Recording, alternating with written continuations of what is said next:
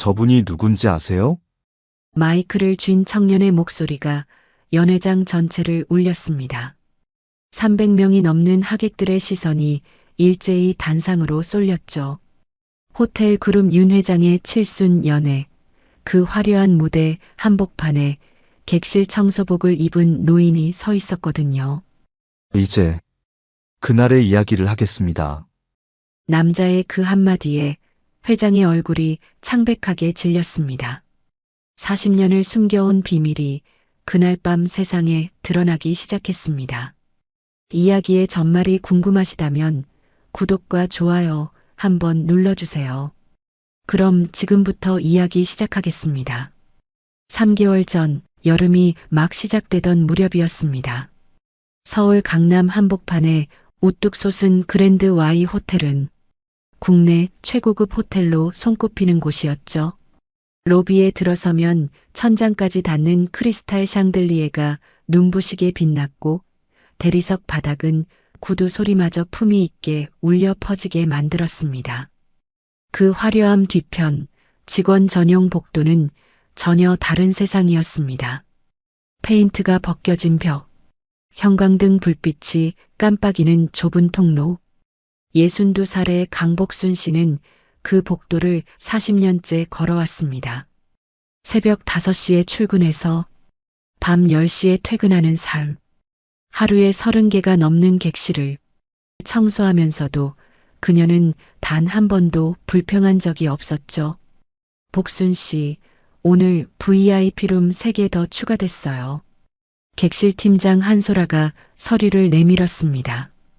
이미 과로로 손이 떨리는 복순 씨였지만 그녀는 고개를 끄덕였습니다. 네, 알겠습니다. 아, 그리고 회장님 손님이시니까 특별히 신경 써주세요. 티끌 하나라도 있으면 안 돼요. 복순 씨는 청소 카트를 끌고 엘리베이터로 향했습니다. 그녀의 등이 유난히 굽어 보였죠. 사실 복순 씨에게는 아무도 모르는 비밀이 있었습니다. 40년 전 이 호텔이 그랜드 Y가 아니라 복순장이라는 작은 여관이었을 때의 기억. 그때 이 건물의 진짜 주인은 복순 씨의 아버지 강태호 씨였거든요. 하지만 그 이야기는 아직 할 때가 아니었습니다. 복순 씨는 1507호 앞에 멈춰 섰습니다.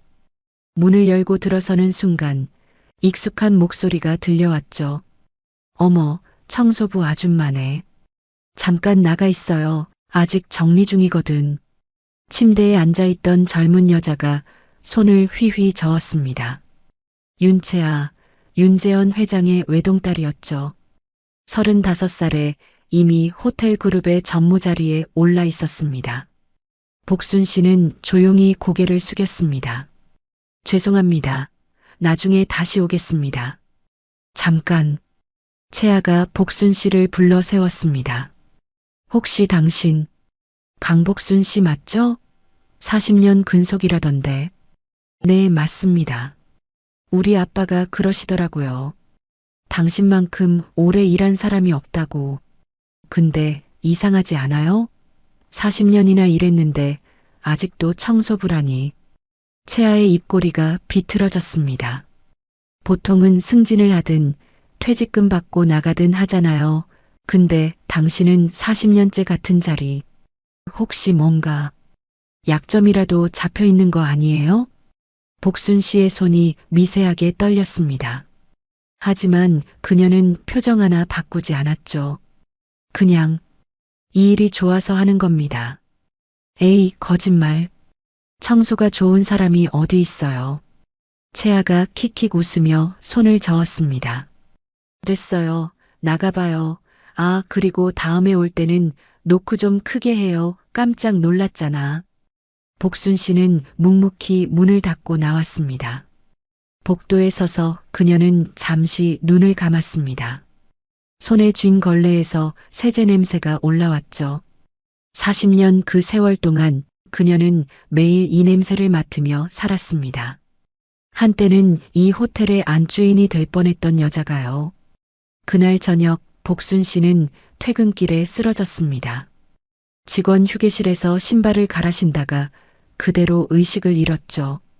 119가 도착했을 때 그녀의 혈압은 위험 수치까지 치솟아 있었습니다. 하지만 호텔 측에서 병원에 연락한 사람은 아무도 없었습니다. 복순 씨에게 연락이 간 건 오직 한 사람, 30살의 손자 박민준이었습니다. 할머니, 민준이 응급실로 뛰어들어왔을 때 복순 씨는 산소호흡기를 끼고 누워 있었습니다. 의사가 민준에게 다가왔죠. 보호자분이시죠? 과로와 스트레스로 인한 급성 고혈압 쇼크입니다. 연세도 있으시고 당분간 절대 안정이 필요합니다. 그리고 의사가 잠시 말을 멈췄습니다. 혈액 검사 결과 간 수치도 좋지 않습니다. 정밀 검사가 필요할 것 같습니다. 민준의 얼굴이 굳어졌습니다. 그는 대기업 IT 보안 전문가로 논리적이고 침착한 성격의 소유자였지만 할머니 앞에서만큼은 그냥 손자였습니다. 어릴 때 부모님을 잃고 할머니 손에서 자랐거든요. 할머니, 왜 이렇게 될 때까지? 민준이 복순 씨의 손을 잡았습니다. 그 손은 거칠고 갈라져 있었습니다. 오랜 시간 세제와 물에 시달린 손. 그때 복순 씨가 천천히 눈을 떴습니다. 민준아, 할머니 말씀하지 마세요. 쉬셔야 해요. 아니야, 할 말이 있어.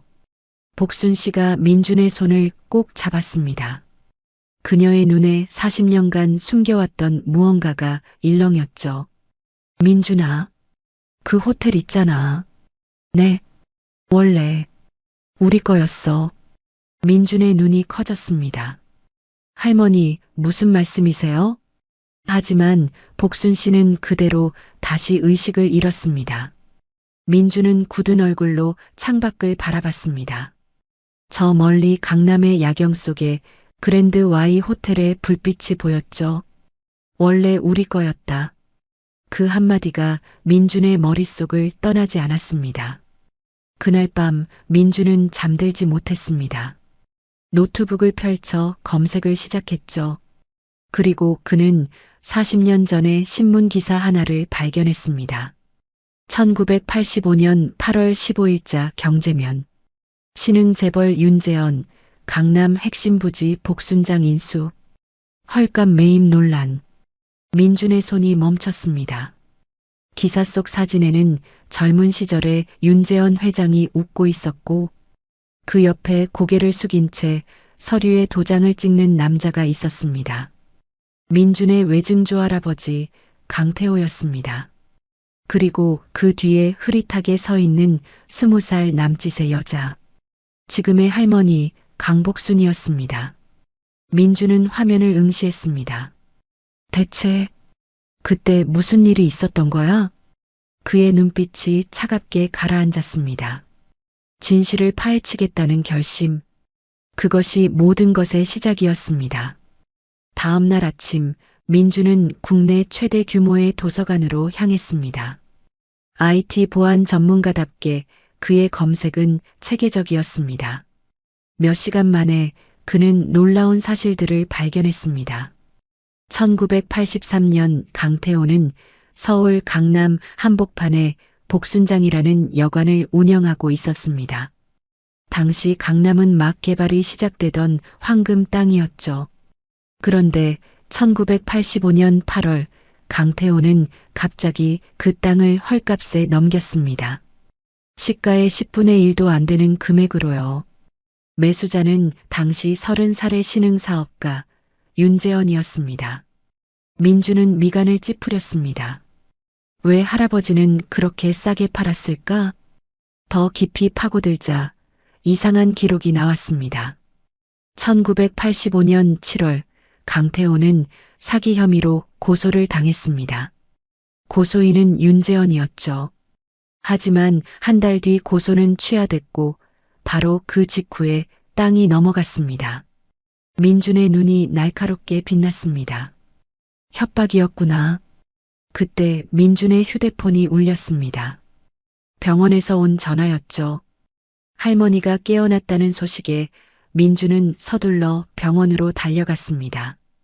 병실에 들어서자 복순 씨가 창밖을 멍하니 바라보고 있었습니다. 얼굴에는 40년의 피로가 고스란히 묻어 있었죠. 할머니, 괜찮으세요? 민준아, 어젯밤에 내가 무슨 말 했니? 민준은 잠시 망설였습니다. 하지만 이제 숨길 이유가 없었죠. 할머니, 저 다 찾아봤어요. 1985년에 무슨 일이 있었는지. 복순 씨의 눈이 흔들렸습니다. 그 사람이 윤재원이 아버지를 협박했어. 사기죄로 감옥에 보내겠다고 했어. 아버지는 억울한 누명이었는데 증거를 조작했어. 그래서 땅을 넘긴 거예요? 응. 아버지는 그 충격으로 쓰러지셨어. 한 달도 못 버티고 돌아가셨지. 복순 씨의 눈에 눈물이 고였습니다. 난 그때 22살이었어. 갈 곳이 없었지. 그런데 윤재현이 제안했어. 호텔에서 일하면 먹고 살 수는 있게 해주겠다고. 민준의 주먹이 떨렸습니다. 그래서 40년을 자기 땅에서 청소부로 일한 거예요? 그 순간 병실 문이 벌컥 열렸습니다. 검은 정장을 입은 남자 둘이 들어섰죠. 강복순 씨 되시죠? 민준이 앞을 막아섰습니다. 누구세요? 그랜드 Y 호텔 법무팀입니다. 강복순 씨께 전달할 서류가 있어서요. 남자가 봉투를 내밀었습니다. 민준이 받아서 열어보니 해고 통지서였습니다. 업무 태만 및 무단 결근으로 인한 징계 해고. 민준의 눈이 차갑게 변했습니다. 업무 태만이요? 40년간 하루도 안 쉬고 일한 사람한테요? 그리고 무단 결근이라뇨. 할머니는 과로로 쓰러져서 입원한 거예요. 저희는 통보만 하러 온 겁니다. 이의가 있으시면 법적 절차를 밟으시죠. 남자들은 그 말만 남기고 사라졌습니다. 민주는 떨리는 손으로 서류를 쥐었습니다. 복순 씨가 조용히 말했죠. 민준아, 됐어. 어차피 그만둘 생각이었어. 할머니, 이건 그냥 해고가 아니에요. 입막음이에요. 민준은 확신했습니다. 누군가 자신이 과거를 뒤지고 있다는 걸 눈치챈 거죠. 생각보다 빨랐습니다. 그날 오후 민준은 회사로 복귀했습니다. 팀장 오세훈이 민준을 불렀습니다. 박민준 씨, 할머니 괜찮으신가? 네, 팀장님. 깨어나셨어요. 다행이네. 근데 좀 이상한 일이 있어서. 오 팀장이 모니터를 돌렸습니다. 화면에는 인사팀에서 온 공문이 떠 있었죠. 박민준 대리에 대한 보안 등급 재심사 요청. 민준의 표정이 굳어졌습니다. 이게 무슨, 위에서 내려온 거야. 내 보안 등급을 재검토하라고. 이유는 안 밝혀졌어. 민준은 직감했습니다. 그랜드 Y 호텔의 윤재원 회장. 그가 손을 쓰기 시작한 거였죠. 민준이 다니는 회사와 그랜드 Y 호텔 그룹은 여러 사업에서 파트너 관계였습니다. 윤 회장이 한마디만 하면 민준 정도는 언제든 잘릴 수 있었죠. 민준은 자리로 돌아와 의자에 깊이 앉았습니다. 모니터에 비친 자신의 얼굴이 보였습니다. 지쳐 보였지만 눈빛만은 꺼지지 않았죠. 좋아, 그렇게 나오시겠다? 민준은 천천히 키보드에 손을 올렸습니다. IT 보안 전문가. 그건 해킹을 막는 일만 하는 게 아니었습니다. 어떤 시스템이든 뚫을 수 있는 기술을 가졌다는 뜻이기도 했죠. 물론 불법은 안 됩니다. 하지만 합법의 경계선 위에서 할 수 있는 일은 많았습니다. 민준은 검색창에 입력했습니다. 화면에 수많은 데이터가 떠올랐습니다. 그리고 그 속에서 민준은 이상한 이름 하나를 발견했습니다. 서정희 1985년 토지거래. 당시 증인으로 서명한 사람. 그리고 현재 그랜드 Y 호텔의 고문 변호사였죠. 민준의 입꼬리가 미세하게 올라갔습니다. 찾았다. 실마리가 보이기 시작했습니다. 민준은 서정희 변호사를 만나기로 했습니다. 그녀는 강남의 한 고급 로펌에서 일하고 있었죠. 40년 전 거래의 증인이자 현재 윤 회장의 오른팔. 그녀만 만나면 뭔가 실마리가 잡힐 것 같았습니다. 하지만 세상 일은 그렇게 쉽지 않았죠. 로펌에 도착한 민주는 안내 데스크에서 막혔습니다. 서정희 변호사님요? 죄송합니다. 외부인 면담은 사전 예약제입니다. 급한 일입니다. 개인적인 용건이에요. 그래도 규정상 그때 엘리베이터에서 한 여자가 내렸습니다. 회색 정장에 날카로운 눈매 60이 넘었지만 카리스마가 넘쳤죠. 서정희 변호사였습니다. 민주는 재빨리 다가갔습니다. 서정희 변호사님, 잠깐 시간 좀 내주실 수 있을까요? 서정희가 발걸음을 멈추고 민준을 바라봤습니다. 누구시죠? 박민준입니다. 강태호 씨의 외증손자요. 그 순간 서정희의 눈이 미세하게 흔들렸습니다. 하지만 곧 차가운 표정으로 돌아왔죠. 모르는 분이네요. 실례합니다. 1985년 복순장 거래 때 증인으로 서명하셨잖아요. 그때 무슨 일이 있었는지 알고 계시죠? 서정희가 걸음을 멈췄습니다. 천천히 돌아서더니 민준에게 다가왔죠. 그녀의 목소리가 낮게 깔렸습니다. 젊은 친구, 충고 하나 해줄게요. 세상에는 파헤치지 말아야 할 것들이 있어요. 당신 할머니도 그걸 알아서 40년을 버틴 거예요. 그게 무슨, 더 파고들면 당신만 다쳐요. 아니, 당신 할머니가 더 다칠 수도 있고. 서정희는 그 말만 남기고 사라졌습니다. 민주는 로비에 서서 그녀의 뒷모습을 바라봤습니다. 협박이었습니다. 하지만 동시에 확신도 생겼죠. 서정희는 뭔가를 알고 있었습니다. 그리고 그건 윤재현 회장에게 치명적인 무언가일 거였습니다. 그날 저녁 민준이 집에 돌아왔을 때 현관문이 열려 있었습니다. 심장이 철렁 내려앉았죠. 할머니? 민준이 뛰어들어갔습니다. 거실은 엉망이었습니다. 서랍이 뒤집어져 있고 옷장이 열려 있고 서류들이 바닥에 흩어져 있었죠. 할머니가 바닥에 주저앉아 있었습니다. 할머니, 괜찮으세요? 민준아. 복순 씨의 얼굴이 창백했습니다. 사람들이 왔었어. 검은 옷 입은 사람들. 뭘 찾는 것 같았는데. 민준의 눈이 날카롭게 빛났습니다. 뭘 찾았대요? 몰라. 근데 민준아. 복순 씨가 민준의 손을 잡았습니다. 그만하자. 이제 그만. 난 복수 같은 거 안 해도 돼. 그냥 내가 무사하면 그걸로 된 거야. 민준은 대답하지 않았습니다. 대신 흩어진 서류들을 정리하기 시작했죠. 그러다 이상한 걸 발견했습니다. 할머니의 오래된 앨범 사이에 끼워져 있던 사진 한 장. 사진 속에는 젊은 시절의 할머니와 한 남자가 함께 있었습니다. 그 남자는 윤재현이었습니다. 둘은 손을 잡고 있었고 할머니는 웃고 있었죠. 민준의 손이 멈췄습니다. 할머니, 이건 뭐예요? 복순 씨의 얼굴이 굳어졌습니다. 그건 윤재현 회장이랑 사귀었어요? 그 사람이랑? 복순 씨는 대답 대신 고개를 돌렸습니다. 민준의 머릿속이 복잡해졌습니다. 40년 전 대체 무슨 일이 있었던 걸까요? 단순한 땅 거래가 아니었던 걸까요? 그때 민준의 휴대폰이 울렸습니다. 회사에서 온 문자였죠. 박민준 대리 징계위원회 소집 통보. 내일 오전 10시. 민준은 화면을 멍하니 바라봤습니다. 징계위원회. 예상은 했지만 이렇게 빠를 줄은 몰랐습니다. 다음 날 아침 민준은 회사로 향했습니다.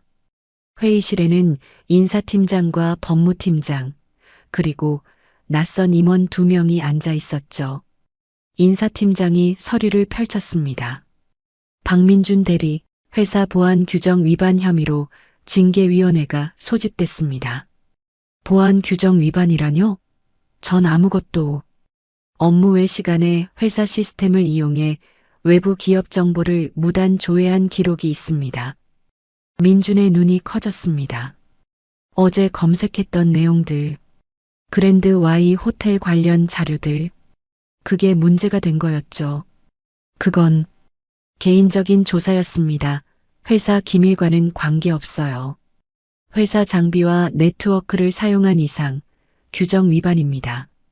법무팀장이 차갑게 말했습니다. 게다가 조회한 내용이 우리 파트너사인 그랜드 Y 호텔 그룹 관련이더군요. 자칫하면 기업 간 신뢰 문제로 번질 수 있습니다. 민주는 입술을 깨물었습니다. 완벽하게 당한 거였죠. 윤재원 회장은 민준이 회사 시스템을 쓸 걸 알고 있었습니다. 아니, 어쩌면 유도한 건지도 몰랐죠. 결정은 일주일 내로 통보됩니다. 그때까지 자택 대기하세요. 민주는 회의실을 나왔습니다. 복도에서 오세훈 팀장이 기다리고 있었죠. 민준 씨, 팀장님, 저 억울합니다. 알아. 근데 위에서 이미 결정 난 것 같아 미안해. 오 팀장이 고개를 숙였습니다. 민주는 짐을 챙겨 회사를 나왔습니다. 엘리베이터를 기다리는데 휴대폰에 문자가 왔습니다. 발신인은 없었죠. 경고했는데 안 들었네요. 다음은 할머니 차례입니다. 민준의 손이 떨렸습니다. 분노인지 두려움인지 알 수 없었습니다. 회사를 잃었습니다. 협박을 받고 있습니다. 할머니의 과거에는 예상치 못한 비밀이 있었습니다. 모든 게 무너지고 있었죠. 하지만 민주는 포기할 생각이 없었습니다. 오히려 이제 확실해졌습니다. 윤재원 회장이 이렇게까지 막으려 한다는 건 파헤칠 가치가 있는 비밀이라는 뜻이었으니까요. 민주는 하늘을 올려다봤습니다. 구름 사이로 햇빛이 비쳤죠. 좋아, 끝까지 가보자. 그의 눈에 불꽃이 일었습니다. 바닥까지 떨어진 자만이 가질 수 있는 각오였습니다. 여러분, 여기까지 이야기 어떠셨어요? 40년간 자기 땅에서 청소부로 일한 할머니, 그 진실을 파헤치려다 직장까지 잃게 된 손자 민준이 정말 마음이 아프죠. 게다가 할머니와 윤 회장 사이에 뭔가 비밀이 더 있는 것 같은데요. 과연 민준은 이 위기를 어떻게 헤쳐나갈 수 있을까요? 다음 이야기도 계속 들어봐 주세요. 일주일 뒤 민준에게 해고 통보가 왔습니다. 보안 규정 중대 위반으로 인한 징계 해고. 5년간 다닌 회사였습니다. 밤새워 일하고 주말도 반납하며 성과를 냈죠. 그게 단 며칠 만에 물거품이 됐습니다. 민주는 집에 돌아와 소파에 털썩 주저앉았습니다. 거실에는 할머니가 창밖을 바라보고 있었죠. 민준아, 회사에서 연락 왔니? 네. 그래서? 민주는 대답 대신 고개를 숙였습니다. 복순 씨는 천천히 다가와 손자 옆에 앉았습니다. 다 내 탓이야. 내가 그때 입을 열지 말았어야 했는데. 할머니 탓 아니에요. 아니야, 내 탓 맞아. 복순 씨가 깊은 한숨을 쉬었습니다. 민준아, 이제 진짜 다 말해줄게. 40년 전에 무슨 일이 있었는지. 민준이 고개를 들었습니다. 할머니의 눈에는 그동안의 묵은 아픔이 고여 있었죠. 그때 나는 윤재원이랑 사귀고 있었어. 민주는 숨을 멈췄습니다. 예상은 했지만 직접 들으니 충격이었죠. 아버지는 반대하셨어. 윤재원이 야심이 너무 크다고, 믿을 수 없는 사람이라고. 근데 난 안 들었지. 사랑한다고 생각했으니까. 복순 씨의 목소리가 떨렸습니다. 어느 날 윤재원이 그랬어. 우리 결혼하자고. 대신 아버지 땅을 자기 이름으로 해달라고. 결혼하면 어차피 가족이 되는 거니까 상관없다고. 그래서요? 난 아버지한테 말했어. 아버지는 노발대발하셨지. 그리고 그 다음 날 복순 씨의 눈에서 눈물이 흘렀습니다. 윤재원이 아버지를 사기죄로 고소했어. 미리 준비해둔 것처럼 증거도 다 있었어. 조작된 거였는데 아버지는 너무 충격받으셨어. 민준의 주먹이 떨렸습니다. 그 사람이 처음부터 계획한 거였어요? 응. 나는 그냥 이용당한 거였어. 바보같이. 복순 씨가 얼굴을 감쌌습니다. 아버지가 쓰러지시고 땅을 넘기고 한 달 뒤에 돌아가셨어. 난 갈 곳이 없었지. 그때 윤재현이 찾아왔어. 뭐라고 했는데요? 웃으면서 그랬어. 복순아, 내가 일만 잘하면 먹고 살게는 해줄게. 대신 입 다물고 있어. 그게 40년이야. 민주는 눈을 감았습니다. 분노가 치밀어 올랐죠.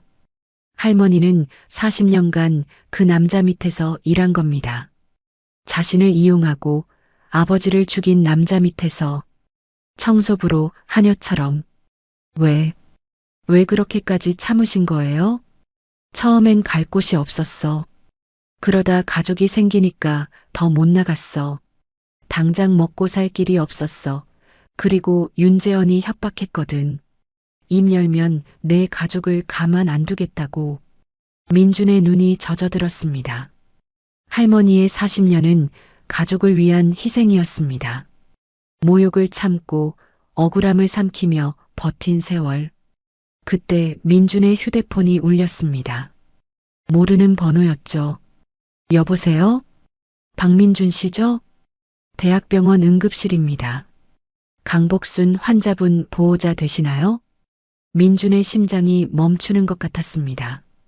네. 할머니가 지금 제 옆에 계신데요.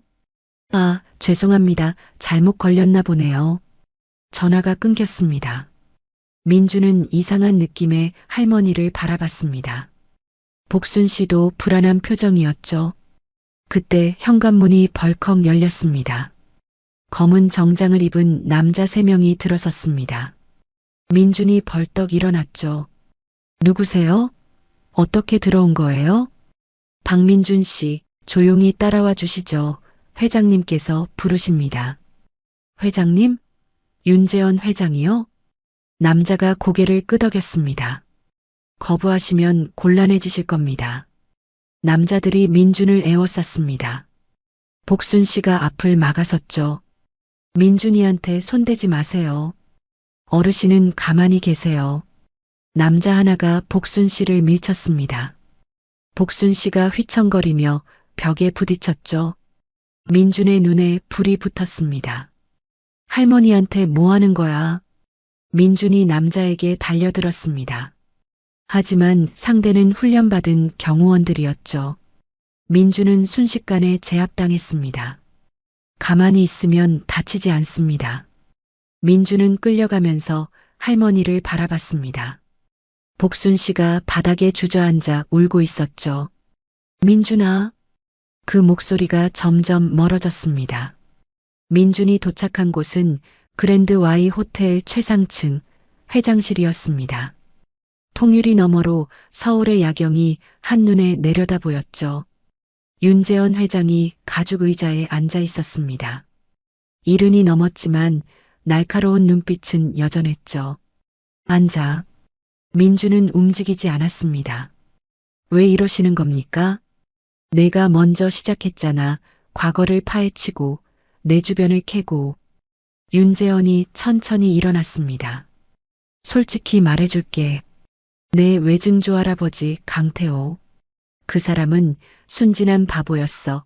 황금 땅을 갖고 있으면서 활용할 줄을 몰랐지. 나는 그걸 제대로 쓴 것뿐이야. 제대로요? 협박하고 사기 누명 씌운 게 제대로라고요? 윤재현이 피식 웃었습니다. 비즈니스야. 감정적으로 생각하지 마. 민준의 눈이 차갑게 변했습니다. 그럼 할머니는요? 사랑한다고 속이고 이용하고 40년간 부려먹은 건 뭡니까? 윤재현의 표정이 굳어졌습니다. 그건 복잡한 사정이 있었어. 무슨 사정이요? 윤재현이 민준에게 다가왔습니다. 그의 눈에 알 수 없는 감정이 스쳤죠. 내 할머니는 내가 진짜 사랑한 유일한 여자야. 민준은 말문이 막혔습니다. 예상치 못한 말이었죠. 사랑했으면서 왜 그렇게 한 거예요? 욕심이 컸으니까. 둘 다 갖고 싶었거든. 땅도, 복순이도. 윤재현이 창밖을 바라봤습니다. 근데 그녀가 날 떠났어. 아버지 땅 문제로 다 틀어지고 나서 다시는 날 안 봤지. 당연하잖아요. 아버지를 죽였는데. 윤재현이 돌아섰습니다. 그의 눈이 날카롭게 빛났죠. 그래서 말인데, 박민준, 너한테 제안이 있어. 제안이요? 모든 걸 그만둬. 과거 캐는 것, 복수하려는 것, 다 포기해. 그러면 내 할머니한테 퇴직금 10억을 줄게. 낭은 여생 편하게 살 수 있어. 민주는 윤재현을 바라봤습니다. 10억? 그 돈이면 할머니가 평생 걱정 없이 살 수 있었죠. 하지만 민주는 고개를 저었습니다. 싫습니다. 돈으로 40년을 살 순 없어요.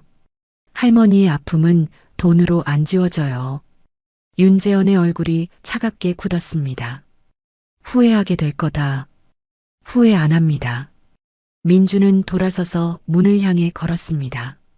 등 뒤에서 윤재현의 목소리가 들렸죠. 다음에 만날 땐 더 힘들어질 거야. 그때 가서 울며 찾아와도 난 안 받아줄 거다. 민주는 대답 대신 문을 열고 나갔습니다. 엘리베이터를 타고 내려오면서 그는 생각했습니다. 직장도 잃었고 협박도 받고 있고 할머니도 위험해졌습니다. 가진 건 아무것도 없었죠.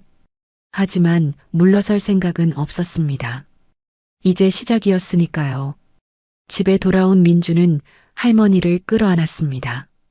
복순 씨는 손자의 품에서 한참을 울었죠.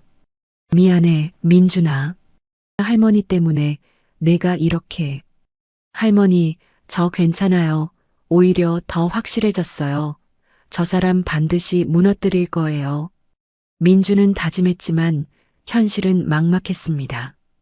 증거도 없고 돈도 없고 연결고리도 없었죠. 그렇게 며칠이 지났습니다. 민주는 하루 종일 노트북 앞에 앉아 자료를 뒤졌습니다. 하지만 쓸만한 건 나오지 않았죠. 그러던 어느 날 저녁 낯선 번호로 전화가 왔습니다. 박민준 씨? 네, 누구시죠? 서정희입니다. 민주는 숨을 멈췄습니다. 로펌에서 협박하듯 경고했던 그 변호사였죠. 무슨 일이시죠? 만나야 할 것 같아요. 드릴 말씀이 있어서. 민주는 경계했습니다.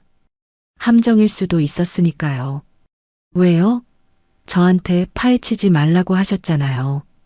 전화기 너머로 한숨 소리가 들렸습니다. 그때는 제가 겁이 났어요. 근데 이제 더 이상은 못 참겠어요.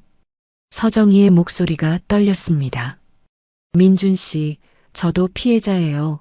40년 전에 저도 윤재현한테 당했어요.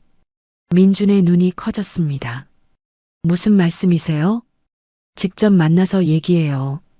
내일 저녁 7시 성수동 카페로 오세요. 혼자 오시고요. 전화가 끊겼습니다. 민주는 한참을 생각했습니다. 함정일 가능성도 있었지만 뭔가 달랐습니다. 서정희의 목소리에서 진심이 느껴졌거든요. 다음 날 저녁 민주는 약속 장소로 향했습니다. 성수동 골목 안쪽에 자리한 작은 카페. 서정희가 구석 자리에 앉아 있었죠. 민준이 다가가자 그녀가 고개를 들었습니다. 얼굴에 피로가 가득했습니다. 앉으세요. 민준이 맞은편에 앉았습니다. 말씀하세요. 40년 전에 무슨 일이 있었던 거예요? 서정희가 커피잔을 내려놓았습니다. 저는 원래 강태호 씨 변호사였어요. 민준의 눈이 커졌습니다. 뭐라고요? 1985년에 저는 신입 변호사였어요. 강태호 씨가 사기 혐의로 고소당했을 때 변호를 맡았죠. 서정희의 눈에 오래된 죄책감이 어렸습니다. 그런데 윤재현이 저한테 접근했어요. 강태호 변호를 포기하면 큰 돈을 주겠다고, 그리고 앞으로 자기 법률 고문을 시켜주겠다고. 그래서 배신한 거예요? 서정희가 고개를 숙였습니다. 네, 저는 그 돈에 눈이 멀었어요. 강태호 씨 변호를 일부러 망쳤고 불리한 증거가 채택되도록 유도했어요. 민준의 주먹이 떨렸습니다. 그래서 할아버지가 네, 제 잘못이에요.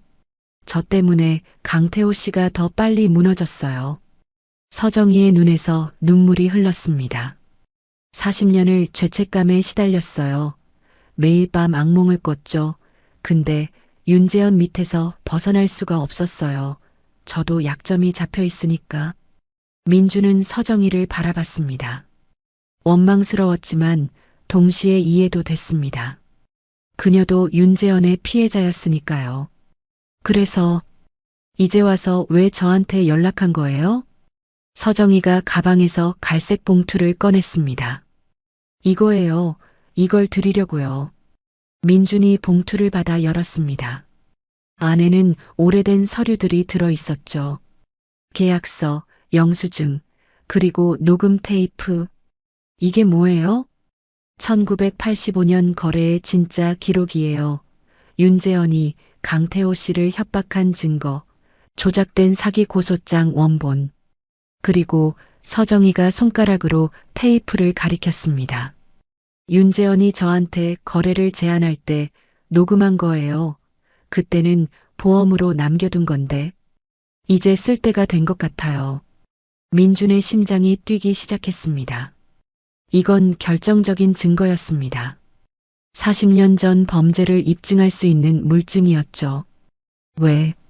지금 주시는 거예요? 서정희가 창밖을 바라봤습니다.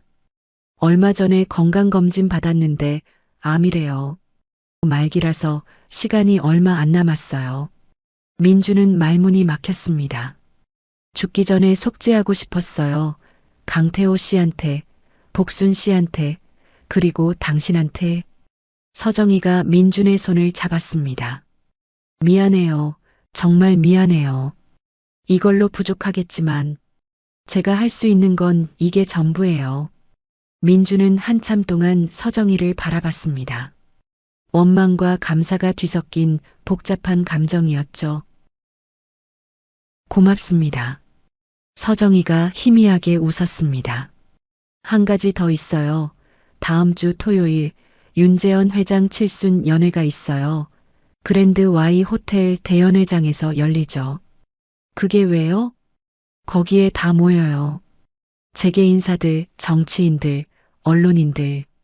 그 자리에서 진실을 폭로하면 윤재현은 끝이에요. 민준의 눈이 빛났습니다. 칠순 연회. 300명이 넘는 하객들 앞에서 40년간 숨겨온 진실을 세상에 드러내는 것. 근데 어떻게 들어가죠? 저는 블랙리스트에 올라 있을 텐데. 서정희가 카드 한 장을 내밀었습니다. 제 초대권이에요. 고문 변호사니까. 동반 1인 입장 가능해요. 저랑 같이 가면 돼요. 민주는 카드를 받아들었습니다. 손이 떨렸죠. 드디어 기회가 온 거였습니다.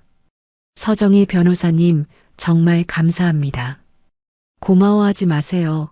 저는 제 죄를 갚는 거예요. 그녀는 그렇게 카페를 떠났습니다. 민주는 봉투를 꼭 쥐고 앉아 있었습니다. 40년 전의 진실, 그리고 복수의 무대, 모든 준비가 끝났습니다. 그의 눈에 불꽃이 타올랐습니다. 40년간의 한을 풀 시간이 다가오고 있었습니다. 토요일 저녁 그랜드 Y 호텔 대연회장은 화려함 그 자체였습니다. 샹들리에 불빛이 쏟아지고 턱시도와 드레스를 차려입은 하객들이 샴페인 잔을 기울였죠. 재계 인사, 정치인, 언론인, 연예인까지 대한민국 상류층이 한자리에 모였습니다. 그 중심에 윤재현 회장이 있었죠. 칠순을 맞은 그는 여유로운 미소를 띠고 있었습니다. 회장님, 축하드립니다. 윤 회장님, 건강하셔서 다행입니다. 아첨하는 인사들이 줄을 이었습니다. 그 누구도 이 자리가 곧 아수라장이 될 거라곤 상상하지 못했죠. 연 회장 뒤편 민준과 서정희가 들어섰습니다.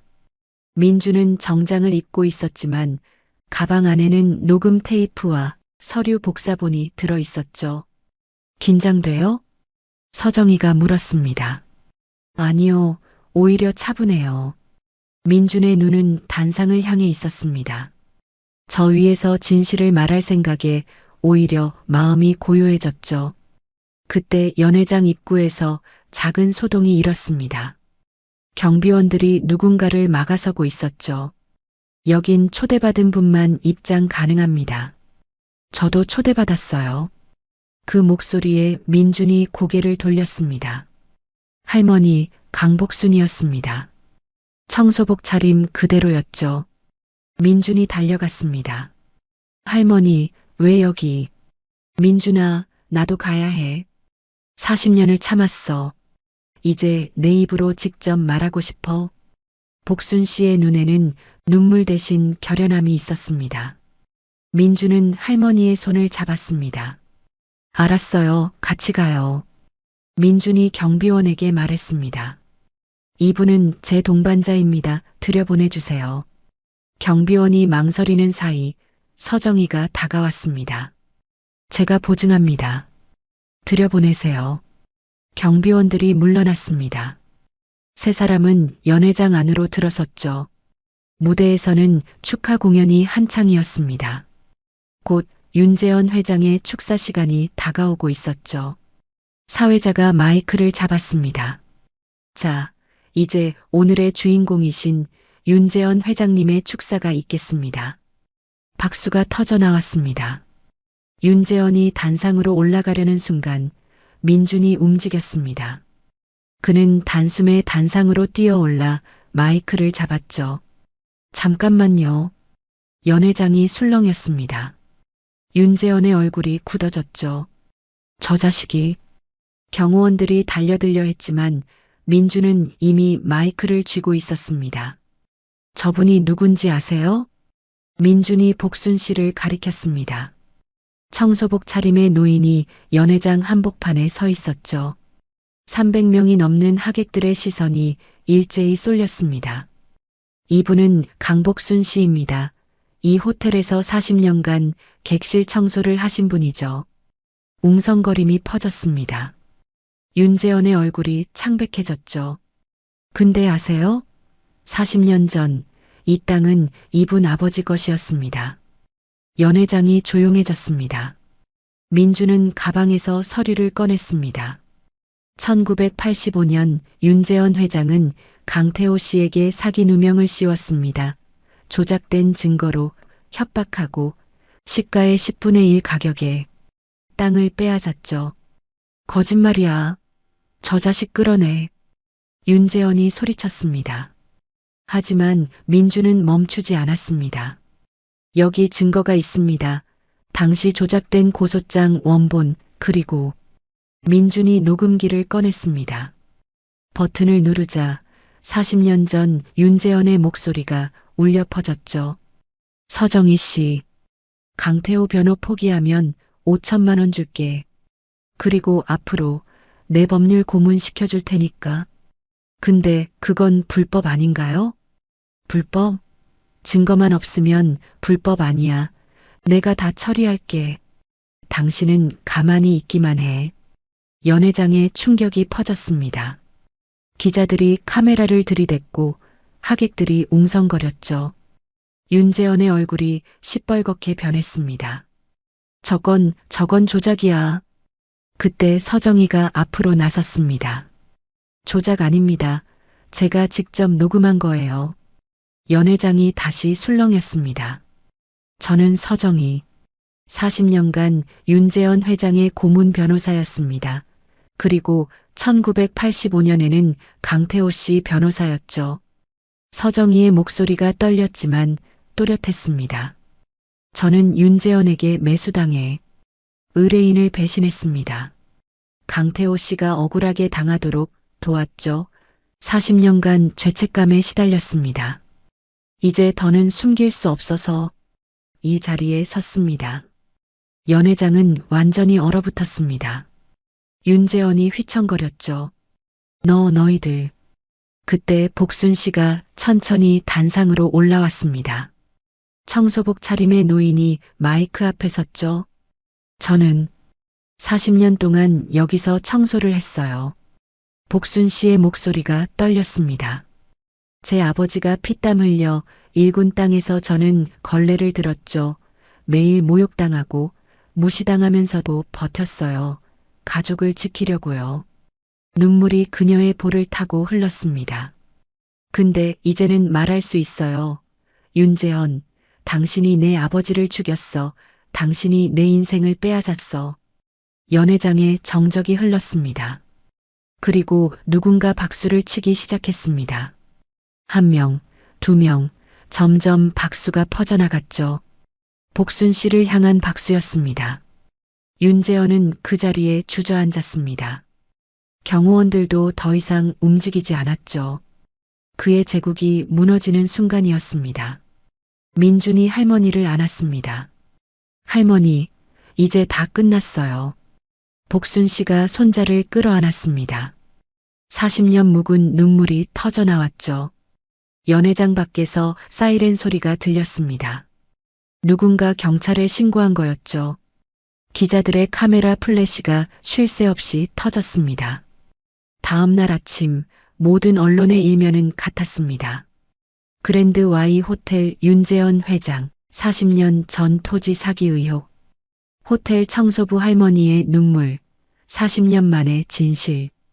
증거 확보. 검찰 수사 착수. 일주일 뒤 윤재현은 구속됐습니다. 사기, 협박, 증거 조작 등 수십 가지 혐의가 적용됐죠. 그의 딸 윤채아는 해외로 도주했다가 공항에서 체포됐습니다. 그랜드 Y 호텔 그룹은 주가가 폭락했고 경영권 분쟁에 휘말렸죠. 한 달 뒤 법원은 1985년 토지거래 무효 판결을 내렸습니다. 강복순 씨에게 토지에 대한 정당한 보상이 이루어져야 한다는 판결이었죠. 민주는 새 직장을 구했습니다. 더 작은 회사였지만 떳떳하게 일할 수 있는 곳이었죠. 복순 씨는 이제 청소를 하지 않습니다. 어느 날 저녁 복순 씨가 창가에 앉아 밖을 바라보고 있었죠. 할머니, 뭐 보세요? 저기, 호텔 불빛. 멀리 그랜드 Y 호텔의 불빛이 보였습니다. 하지만 이제 그 불빛은 더 이상 아프지 않았죠. 이제 저 불빛이 무섭지 않아. 복순 씨가 미소 지었습니다. 고마워, 민준아. 할머니한테 빛을 보여줘서. 민준도 웃었습니다. 할머니가 보여준 거예요. 40년을 버틴 할머니가요. 두 사람은 나란히 앉아 노을을 바라봤습니다. 길고 긴 싸움이 끝났습니다. 그리고 새로운 하루가 시작되고 있었죠. 여러분, 오늘 이야기 어떠셨어요? 40년이라는 세월 동안 자기 땅에서 청소부로 일하며 모욕을 참아온 할머니, 그리고 그런 할머니의 한을 풀어드리기 위해 모든 걸 건 손자 민준이. 결국 진실은 밝혀졌고 숨겨진 비밀이 세상에 드러났습니다. 우리 삶에도 이런 순간들이 있지 않을까요? 억울해도 참아야 했던 순간, 진실을 알면서도 말하지 못했던 순간들. 포기하지 않는 사람에게는 결국 기회가 온다는 걸 이 이야기가 보여주는 것 같아요. 늦었다고 생각할 때가 가장 빠른 때라는 말처럼 40년이 지나서라도 진실을 말한 서정희 변호사가 있었기에 결말이 달라질 수 있었죠. 여러분은 오늘 이야기에서 누가 가장 기억에 남으셨어요? 할머니, 민준, 아니면 서정희 변호사. 댓글로 한 글자만 남겨주세요. 오늘도 긴 이야기 들어주셔서 감사해요. 구독과 좋아요 부탁드립니다. 사모님께는 절대 비밀로 해주세요. 모든 불이 꺼진 거실에 한 여자가 혼자 앉아 있었습니다. 손에는 남편의 휴대폰을 들여다보고 있었죠. 화면 속에는 낯선 여자 이름과 함께 그 문장이 떠 있었습니다. 사모님이라는 말이 그녀의 눈에 오래 남았습니다. 40년을 함께 산 남편이었습니다. 말없이 성실하게 가정을 지켜온 사람이라고 믿어온 사람이었죠. 그녀는 그날 밤 남편의 외도 증거를 찾으려 했습니다. 그리고 그 선택이 자신의 인생에서 가장 아픈 진실로 이어질 줄은 알지 못했죠. 대체 그 휴대폰 속에는 무슨 이야기가 담겨 있었던 걸까요? 이야기의 전말이 궁금하시다면 잠시 구독과 좋아요 한번 눌러주세요. 그럼 지금부터 이야기를 시작하겠습니다. 안녕하세요. 저는 박정순입니다. 올해로 63이 됐고요. 평생을 가정에 매달려 살아온 사람입니다. 저희 남편은 말수가 적은 사람이에요. 연애 시절부터 그랬어요. 달콤한 말 한마디 해본 적 없고 기념일도 잘 챙기지 못하는 사람이었죠. 그런데 이상하게 그게 싫지 않았습니다. 말은 없어도 늘 제 옆에 있었으니까요. 아이들 키우느라 정신없던 시절에도 남편은 묵묵히 일만 했습니다. 새벽에 나가서 밤늦게 들어오고 주말에도 쉬는 날이 거의 없었죠. 그래도 불평 한 번 안 했습니다. 우리 세대가 다 그랬잖아요. 사랑한다는 말보다 밥 먹었냐는 말이 더 익숙한 세대요. 그렇게 40년을 살았습니다. 아이들은 다 커서 제 갈 길을 갔고 이제 둘이서 조용히 늙어가는 중이었죠. 그러니까요. 저는 이대로 괜찮다고 생각했습니다. 서로 큰 병 없이 밥 같이 먹고 저녁이면 나란히 텔레비전 보고 그게 우리 부부의 행복이라고 믿었습니다. 그런데 말이에요. 어느 날부터인가 남편이 조금씩 달라지기 시작했습니다. 귀가 시간이 늦어졌어요. 1시간, 2시간. 어떤 날은 자정을 넘기기도 했죠. 물어보면 그냥 산책 좀 했다고만 했습니다. 전화도 이상했습니다. 벨이 울리면 슬쩍 밖으로 나가서 봤더니 돌아와서는 아무 말도 없었어요.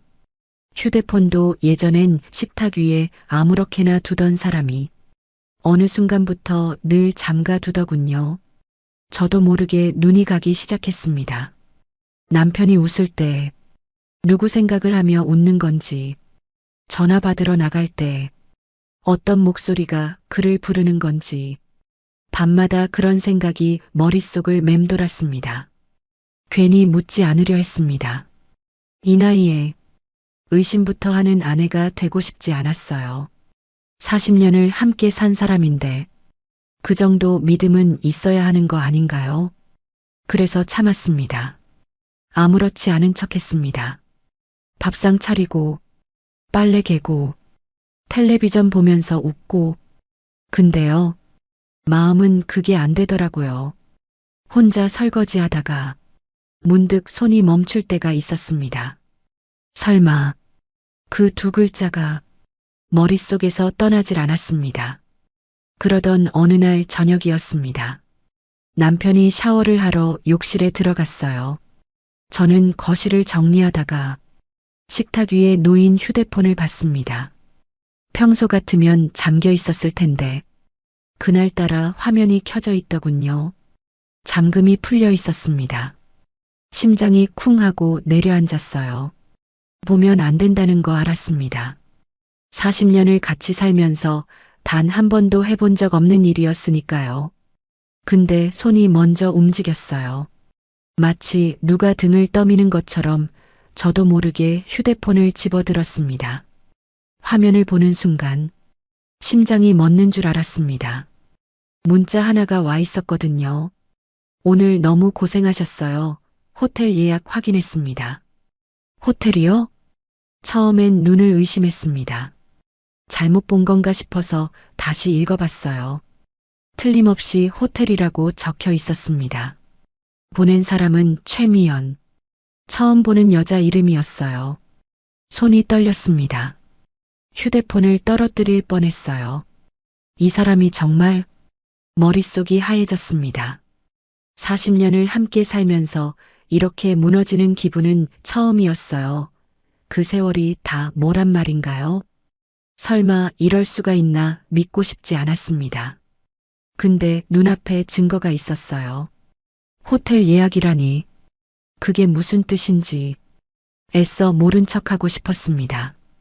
가슴 한쪽이 쿵쿵 내려앉는 느낌이었습니다. 그때 욕실 문 여는 소리가 들렸습니다. 저는 후다닥 휴대폰을 제자리에 놓았어요. 손이 너무 떨려서 똑바로 놓았는지도 모르겠더군요.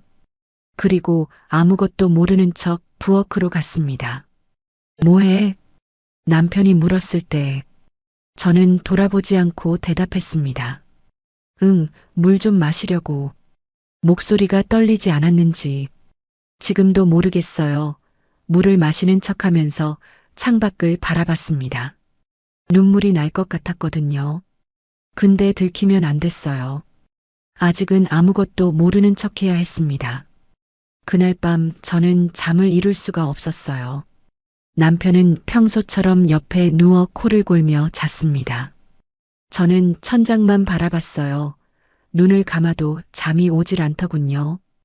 호텔이라는 단어가 머릿속에서 떠나질 않았습니다. 최미연이라는 이름도요.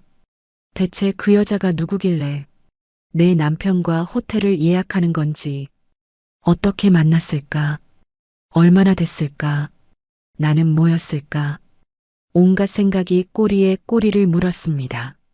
창문 틈으로 새벽빛이 들어올 때까지 저는 뜬 눈으로 밤을 새웠어요. 가슴이 찢어지는 것 같았습니다. 며칠이 지났습니다. 저는 아무렇지 않은 척 살았어요. 밥 차리고 빨래 개고 텔레비전 보면서 웃고 평소랑 똑같이요. 근데 속은 그게 안 되더라고요. 밤마다 그 문자가 떠올랐습니다. 호텔 예약이라는 말, 최미연이라는 이름, 도대체 뭘까? 알아야겠다는 생각이 점점 커졌어요. 그러던 어느 날이었습니다. 남편이 샤워를 하러 들어간 틈을 타 저는 이번엔 일부러 휴대폰을 찾았어요. 이번에도 잠금이 풀려 있었습니다. 남편이 요즘 부쩍 깜빡깜빡하거든요. 떨리는 손으로 메시지함을 열었습니다. 최미연이라는 이름을 눌렀어요. 이번엔 대화 내용을 처음부터 읽어봤습니다. 드레스, 식순, 장소 확인. 순간 손가락이 멈췄습니다. 이상했습니다. 제가 생각하던 그쪽 이야기가 아니었어요. 그리고 그 아래 메시지 하나가 더 있었습니다. 사모님께는 절대 비밀로 해주세요. 그 문장을 보는 순간 가슴이 철렁 내려앉았습니다. 사모님, 그 말이 자꾸 마음에 걸렸습니다. 저를 부르는 말 같기도 하고 아닌 것 같기도 하고요. 메시지 아래에는 영상 파일 하나가 있었습니다. 제 이름이 적혀 있었어요. 정순에게. 그걸 보는 순간 숨이 턱 막혔습니다. 왜 제 이름이 있는 건지, 무슨 영상인지 아무것도 알 수가 없었습니다. 재생 버튼 위에 손가락을 올려놓고 한참을 멈춰 있었어요. 누르면 돌이킬 수 없을 것 같았거든요. 그때 욕실에서 물소리가 멎었습니다. 저는 화들짝 놀라 휴대폰을 제자리에 내려놓았어요. 심장이 너무 빨리 뛰어서 숨을 고르느라 한참이 걸렸습니다. 아무 일도 없었던 것처럼 부엌으로 가 컵을 하나 꺼냈어요. 물이 넘칠 때까지 그대로 두고서야 제가 떨고 있다는 걸 알았습니다.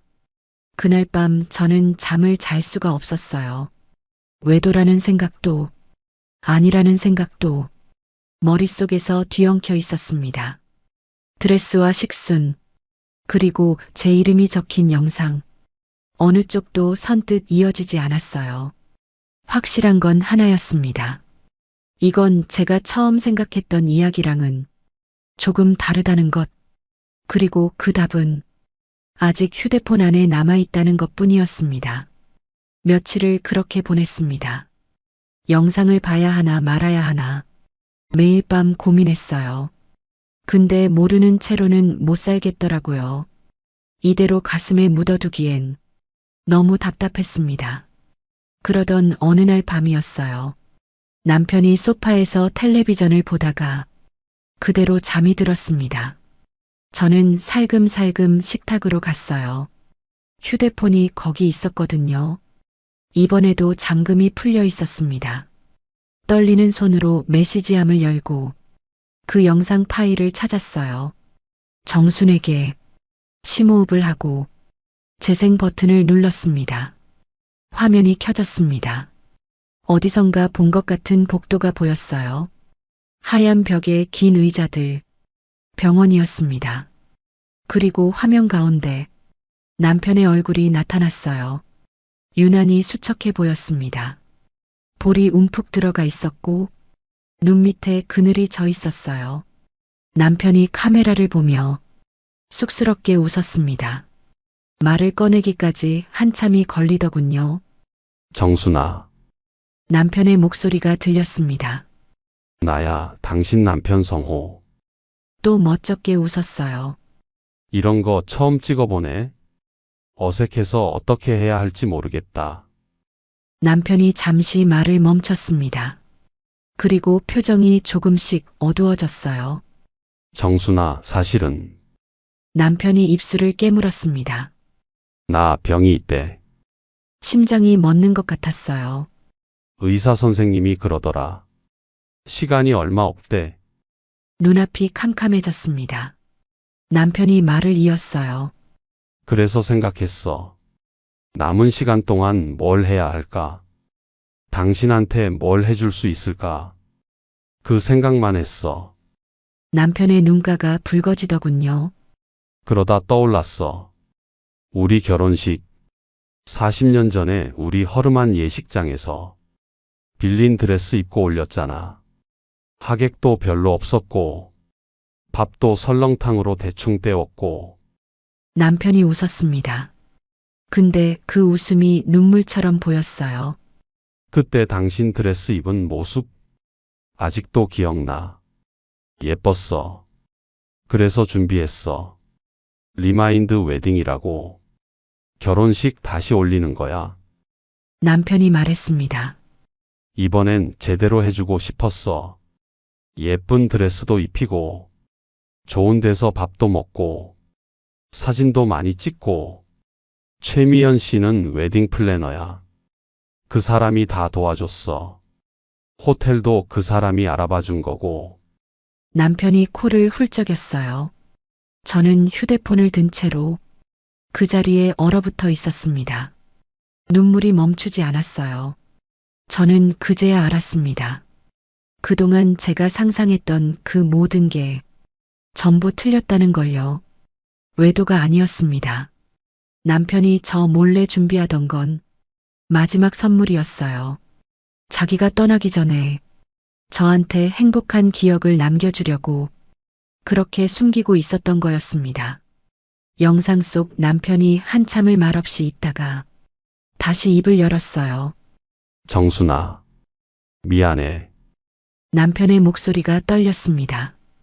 평생 표현을 못했어.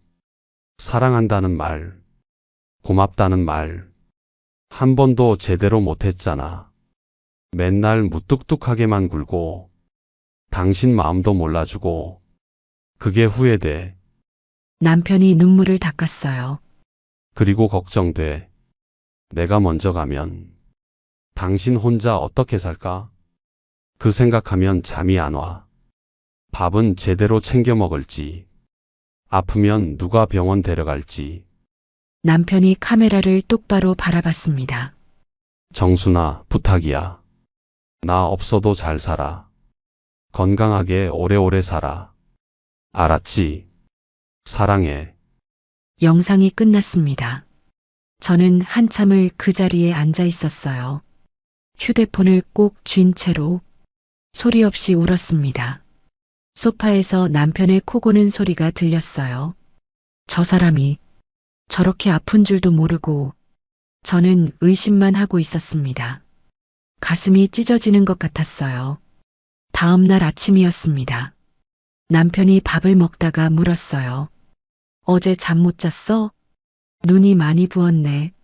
저는 대답 대신 남편을 바라봤습니다. 그리고 입을 열었어요. 나 다 알아. 남편의 숟가락이 멈췄습니다. 영상 봤어.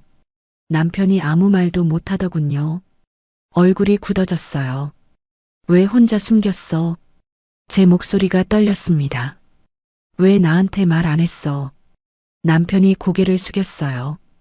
걱정할까봐. 그게 걱정이야? 저는 울컥했습니다.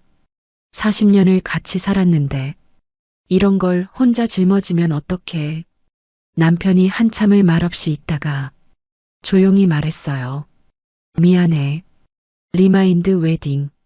깜짝 선물로 해주고 싶었는데 들켜버렸네. 남편이 쓸쓸하게 웃었습니다. 저는 자리에서 일어나 남편 옆으로 갔어요. 그리고 남편 손을 잡았습니다. 우리 같이 가자. 어디? 웨딩 플래너한테. 남편이 눈을 동그랗게 떴어요. 들켰으니까 이제 같이 준비하자. 드레스도 같이 고르고 식순도 같이 정하고. 저는 남편 손을 꼭 쥐었습니다. 남은 시간 같이 보내자. 그날 우리는 함께 최미연 씨를 만나러 갔어요. 남편이 혼자 준비하던 것들을 처음부터 다시 봤습니다.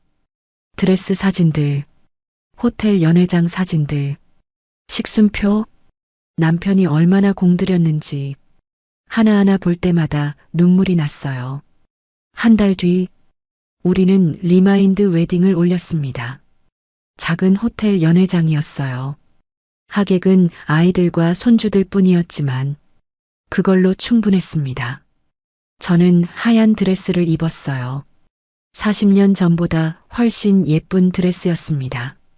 남편은 양복을 차려입고 제 손을 잡았어요. 남편은 그날 처음으로 예쁘다는 말을 건넸습니다. 평생 한 번도 안 하던 말을 그날은 하더군요. 사진을 많이 찍었습니다. 둘이서 찍고 아이들이랑 찍고 손주들이랑도 찍고. 남편이 내내 웃었어요. 저도 웃었습니다. 그날 하루가 평생 가장 행복한 날이었어요. 지금도 그 사진들을 가끔 꺼내봅니다. 남편은 결국 그로부터 1년을 더 버텼어요. 의사 선생님 말보다 오래 살았습니다. 마지막까지 제 옆에 있어줬어요. 밥도 같이 먹고 산책도 같이 하고 텔레비전도 같이 봤습니다. 남편이 떠나던 날 저는 그 영상을 다시 틀었어요. 알았지. 사랑해. 그 목소리를 들으면서 한참을 울었습니다. 사랑은요, 꼭 말로 하지 않아도 전해질 수 있다는 걸 그때 알았습니다.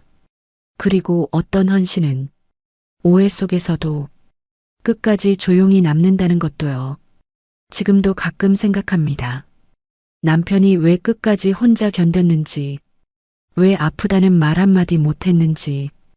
아마 그게 그 사람의 사랑이었던 것 같아요. 말 대신 행동으로, 표현 대신 준비로 보여주는 게 그 사람 방식이었으니까요. 여러분이라면 남편의 선택을 어떻게 보셨을까요? 괜찮았다면 사랑입니다. 조금 아쉬웠다면 그래도 말했어야죠. 댓글로 한마디만 남겨주셔도 괜찮습니다.